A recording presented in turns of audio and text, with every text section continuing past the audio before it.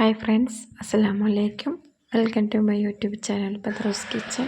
2 പഴവും കുറച്ച് ചവ്വരിയും വെച്ച് നല്ലൊരു അടിപൊളി പായസമാണ് കേട്ടോ ഞാൻ ഉണ്ടാക്കിയെടുക്കുന്നത്. അപ്പോൾ ആദ്യം തന്നെ ഞാൻ 2 പഴമൊക്കെ എടുത്ത് ചെറുതായിട്ട് കട്ട് ചെയ്ത് മാറ്റി വെച്ചിട്ടുണ്ട്.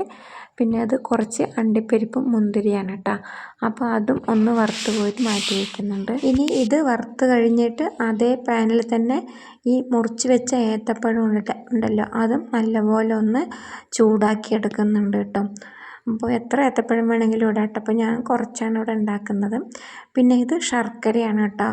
ഒരു 4 അച്ച് ശർക്കരയുണ്ട്. അത് നല്ലപോലെ ഉരുക്കിയെടുത്ത് വെച്ചതാണ്.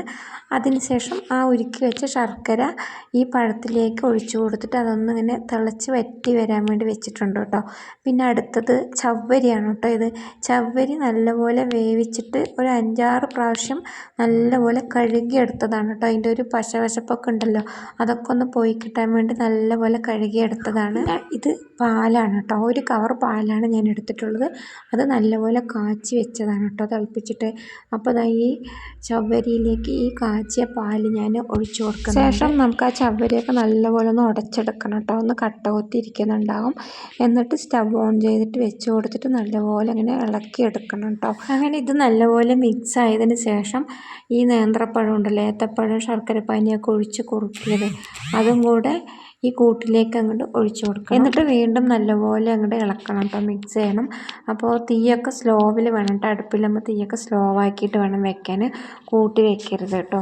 അപ്പോൾ കഴിഞ്ഞ വീഡിയോയ്ക്ക് നിങ്ങൾ തന്ന സപ്പോർട്ടിനും സഹകരണത്തിനൊക്കെ ഒരുപാട് ഇന്നത്തെ വീഡിയോ ഇഷ്ടമാണെങ്കിൽ ഒന്ന് മറക്കാതെ തന്നെ ലൈക്ക് ചെയ്യണം കേട്ടോ. പുതിയ കൂട്ടുകാരൊക്കെ ഉണ്ടെങ്കിൽ ഒന്ന് സബ്സ്ക്രൈബ് ചെയ്ത് സപ്പോർട്ട് ചെയ്യണം. അതൊക്കെ നല്ലോണം ഒന്ന് കുറുകി വന്നതിന് ശേഷം നമ്മൾ വറുത്ത് കോരി വെച്ച് അണ്ടിപ്പരിപ്പ് മുന്തിരി ഉണ്ടല്ലോ, അത് ഇട്ട് കൊടുത്തിട്ട് അതുപോലെ തന്നെ കുറച്ച് ഏലക്കാപ്പൊടിയും കൂടെ ചേർത്തിട്ടുണ്ട് കേട്ടോ. അപ്പോൾ അതൊന്നും വീഡിയോയിൽ ഉൾപ്പെടുത്തിയിട്ടില്ല കേട്ടോ. അതൊക്കെ വീഡിയോ എടുക്കാൻ വിട്ടുപോയി. അങ്ങനെ കുട്ടികൾ സ്കൂൾ വിട്ട് വരുമ്പോഴേക്കും ഞാനൊരു പാനിലൊക്കെ ഒഴിച്ച് കുറച്ച് നേരം ചൂടാറാനൊക്കെ വെച്ചു കേട്ടോ.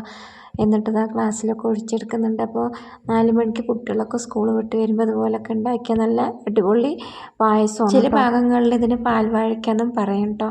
അപ്പോൾ ഇവിടെ എന്തായാലും പായസം എന്നൊക്കെയാണ് പറയുക. ഞാനിത് ആദ്യമായിട്ടാണ് കേട്ടോ ട്രൈ ചെയ്യുന്നത്. നിങ്ങൾക്ക് എൻ്റെ വീഡിയോ ഒക്കെ ഇഷ്ടമായിട്ടുണ്ടാകുമെന്ന് കരുതുന്നു. അങ്ങനെ ഞങ്ങളതൊരു ഇളം ചൂട്ടോടെ ഞങ്ങൾ ആ പായസമൊക്കെ ഇതാ കുടിക്കുകയാണ് കേട്ടോ. അപ്പോൾ അടിപൊളി ടേസ്റ്റാണ്.